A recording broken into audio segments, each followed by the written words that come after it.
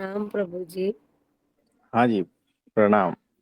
अभी जब ये बात चल रही थी हुँ, स्वामी जी की, तो हुँ, आपने कहा था कि क्वीन विक्टोरिया को यदि जिंदा करते तो हुँ। कई मुर्दों की लाशें हो जाती। तो इस लाइन का क्या अर्थ था? कई मुर्दों की लाशें नहीं हो जाती, कई मुर्दे की लाइन लग जाती। लाइन लग जाती, हाँ जी। हाँ, इसका मतलब ये है कि अगर मैं विक्टोरिया रानी को जो मर गई है हम्म। और उस ज़माने में, है ना? यानी पूरे वर्ल्ड में अंग्रेज़ों का राज था हम्म। और उसकी रानी को ज़िंदा कर दिया। किसने किया? हम्म। तो ये संत ने, है ना? हम्म। तो वो संत के पास किन-किन चीज़ों की लाइन लगती बताओ? आप तो बताओ। यही कह रहे हैं कि मेरा बाप मर गया, मैं जाऊँगा उस संत के पास मुर्दा लेकर, कैसे हाँ। भी करके मेरे बाप को ज़िंदा कर दो।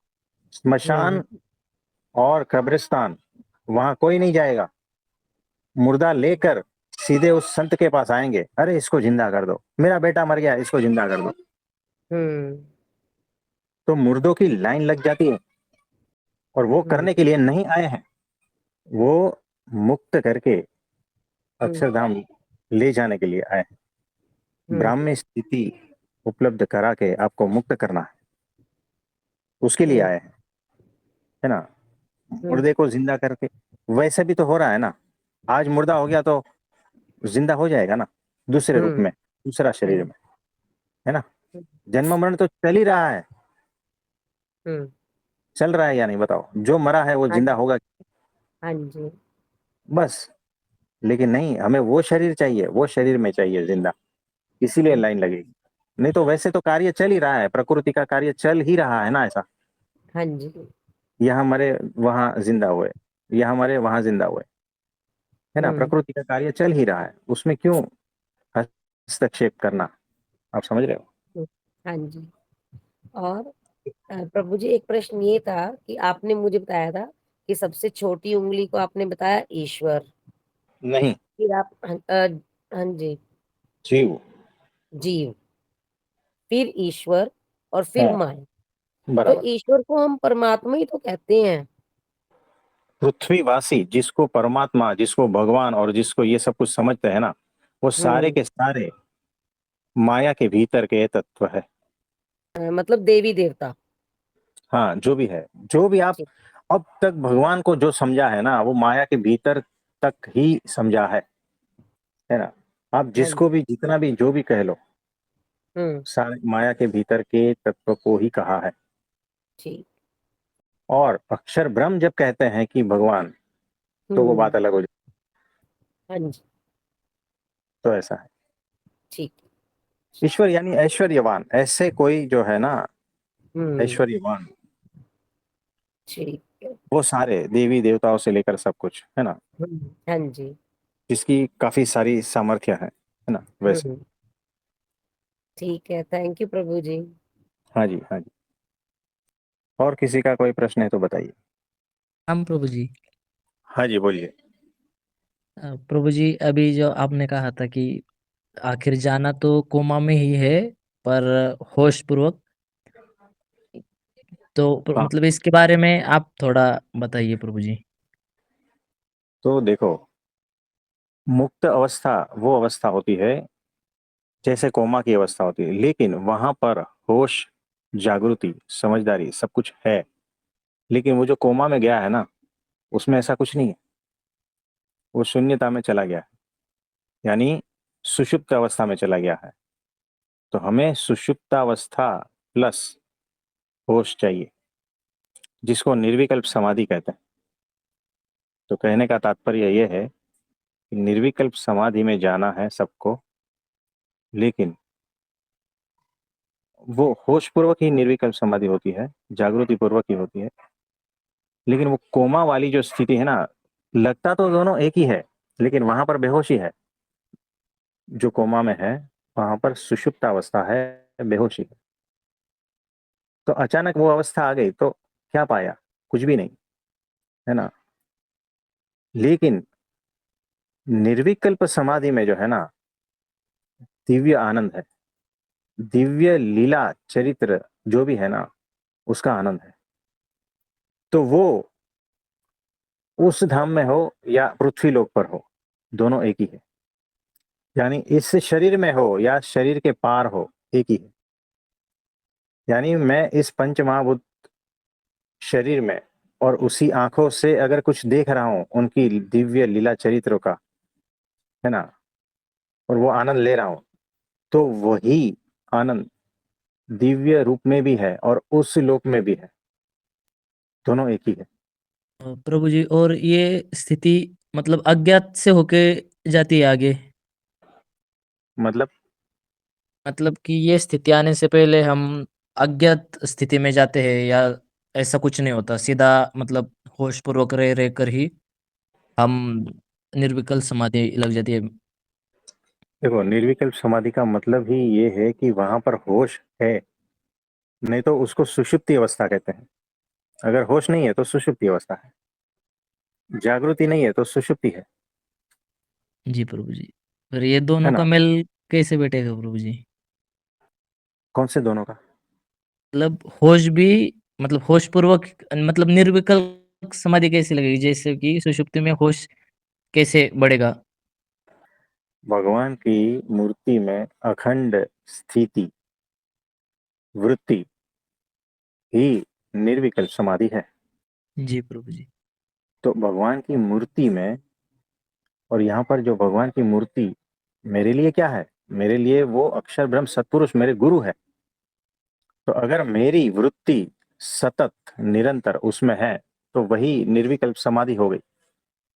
तो परंपरा से थोड़ा अलग लगेगा आपको, लेकिन हकीकत वही है। डेफिनेशन उसका यही है, और यही असली निर्विकल्प समाधि है।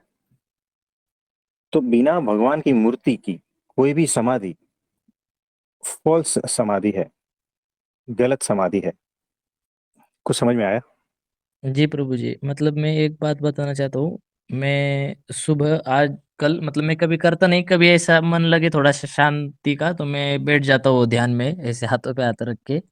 तो मैं सुबह बैठा था प्रभु जी आज, और मुझे शांत लगने लगा बहुत। कोई विचार विचार इतने ज़्यादा मतलब नहीं आ रहे थे। पर इतना शांत होने के बाद ऐसा होने लगा कि है ना, मतलब मैं स्वामी बाबा का ऐसा ये करता हूँ, स्मृति लाता हूँ आँखों के सामने, और ये करता हूँ, तो वो शांति क्या कर रही थी अंदर, है ना, मतलब मतलब स्वामी बापा का विचार भी आ रहा है तो उसे डिनाई जैसे करते हैं ना, कहने कि वो भी विचार मन ऐसा हो रहा था। तो फिर मैं हड़बड़ा गया मैंने बोला कि ये ध्यान भी नहीं चाहिए, तो मैंने ध्यान वो हटा दिया और स्वामी बापा के स्मृति सामने लाया।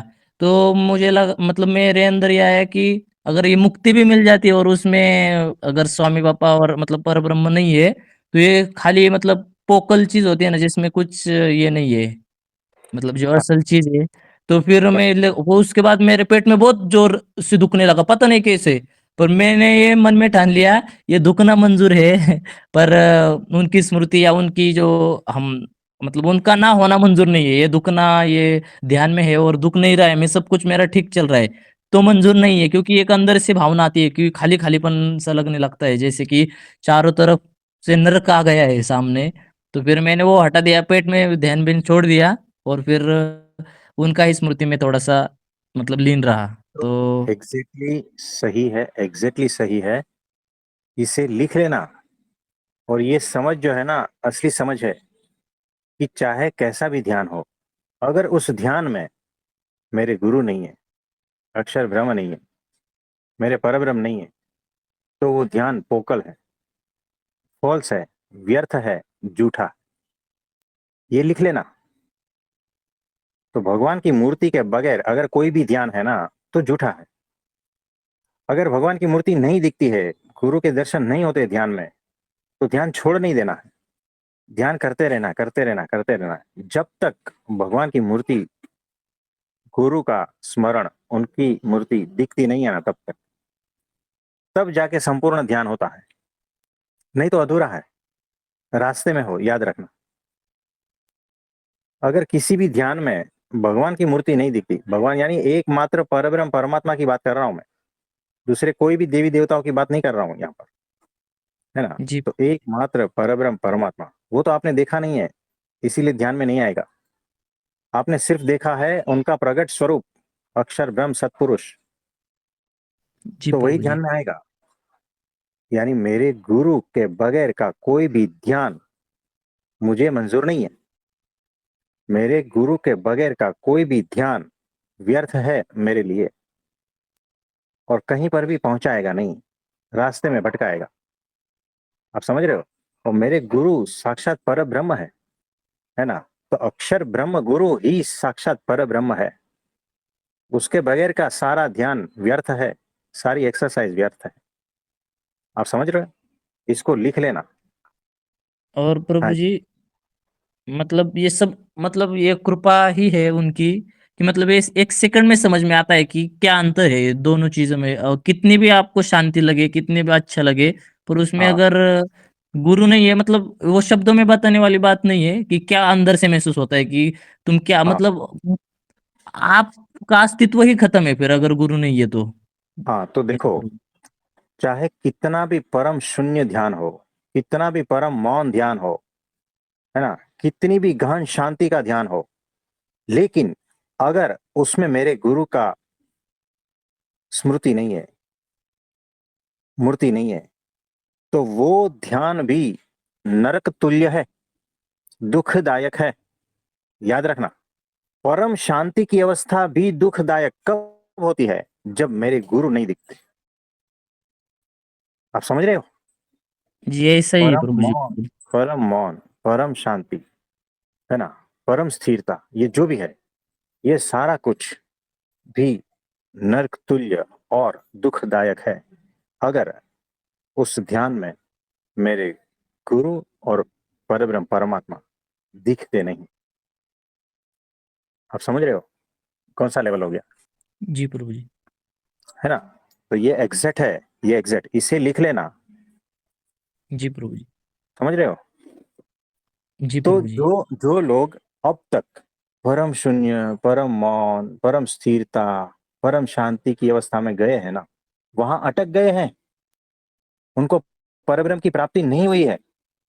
और जो अटक गए हैं ना, वहां तक का ही ध्यान बताएंगे कि सारा कुछ खाली, शून्य, परम, है ना, और प्रकाश और ये वो सब कुछ, वहां अटक गए हैं।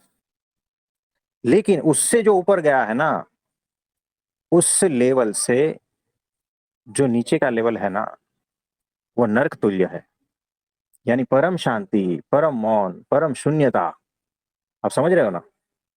उससे ऊपर जी कुछ प्रभु भी जी। नहीं है। जिसको ऐसा महसूस होता है ना, वो अभी भी नरक में फंसा है, लेकिन उसी को ही परम मानता है, क्योंकि वहां पर परम शांति है। बताओ, परम शांति से विचलित अवस्था माया की है, परम मौन से विचलित अवस्था माया की है, वो नीचे आएगा। तो जो नीचे था वो जब ऊपर पहुंचा ना, तो उसको वो परम अवस्था लगती है। लेकिन वो परम अवस्था भी अभी भी नरक तुल्य है। उससे भी ऊपर की अवस्था से जब हम देखते हैं ना, तब। आप समझ रहे हो? यानी एक भिखारी है ना, रोड पे रहता है, 25 साल गुजर गए, खाने का ठिकाना नहीं है, और उसको जो है ना 1 BHK कमरा आप लेकर दो और खाना का व्यवस्था कर दो, तो उसको, वो वहां अटक जाएगा ना। बताओ। जी प्रभु जी। लेकिन राजा के महल के सामने है ना, वो अभी भी तुच्छ है। आप समझ रहे हो? जी प्रभु जी। बस ऐसा ही है। तो जब तक मेरे गुरु, मेरे परब्रह्म परमात्मा की स्मृति, उनकी मूर्ति जब तक नहीं दिखती ना, दिव्य रूप से, तब तक वो परम शांति भी जो है ना, परम नरक समान है। लिख लेना। जी प्रभु जी। तो मार्केट में जितने भी मेडिटेशन और ये सब चल रहा है ना, ध्यान के प्रयोग, ये वो सब कुछ, वो इसी नरक में जाने के वाले ही है ना, वहां तक पहुंचाएंगे। इसका ये मतलब नहीं है कि वहां ये सब नहीं करना है ना। ये सिर्फ प्रैक्टिस, प्रैक्टिस करते रहो, लेकिन अटक मत जाना। अगर परम शांति, परम मौन, ये वो सब कुछ अवस्था है, तो अटक मत जाना। प्रभु जी आपकी कृपा से, मतलब आपने जो बोला ना, मतलब सुबह मुझे जैसे ये अनुभव हुआ, हम्म। तो मेरे मन में ऐसी चीज जो भी यूट्यूब में देखा था वो चीज आ गई पहले कि जिनको भी परब्रह्म मिले नहीं है और जिन्होंने भी ये ध्यान किया है और जिन्होंने भी ये अवस्था में आगे बढ़ गए हैं, मतलब एग्जैक्टली यही विचार मैं और आपको बोलने भी वाला था कि वो आगे बढ़ गए और उनको मिला ही नहीं है परब्रह्म, वो तो फिर आगे ही चले गए और उसी को ही समझ कर बैठे हैं। हाँ पर प्रभु जी यहाँ पर जो पहले कदम पे भी है ना परब्रह्म, वो भी समझ जाएगा कि वो चीज कितनी गलत है, क्योंकि हाँ वो पहले कदम पे भी फर्क समझ में आ जाएगा उसको, अगर सच में उसे पता है कि परब्रह्म और मतलब जो कि, क्योंकि वहां पर है ही नहीं कुछ प्रभु जी, सारा का सारा माया का ही खेल है। अगर मतलब खुद का ही मन है, शायद मुझे ऐसा लगता है कि प्रभु जी वहीं पे भी अभी भी खुद का ही मन काम कर रहा है, जो ना कि कोई असल चीज जो मतलब हमारी ईगो या अहंकार के पार की है या माया की पार की है, अभी वहीं पर वो चीज है ही नहीं, ऐसा हाँ प्रभु जी, जी। हाँ जी। तो बड़ा अद्भुत कहा है आपने, अच्छी बात है। तो आज के लिए इतना ठीक है। जी प्रभु जी, प्रणाम प्रभु जी। हाँ जी, प्रणाम। तो आप सभी को मेरा नमस्ते, प्रणाम।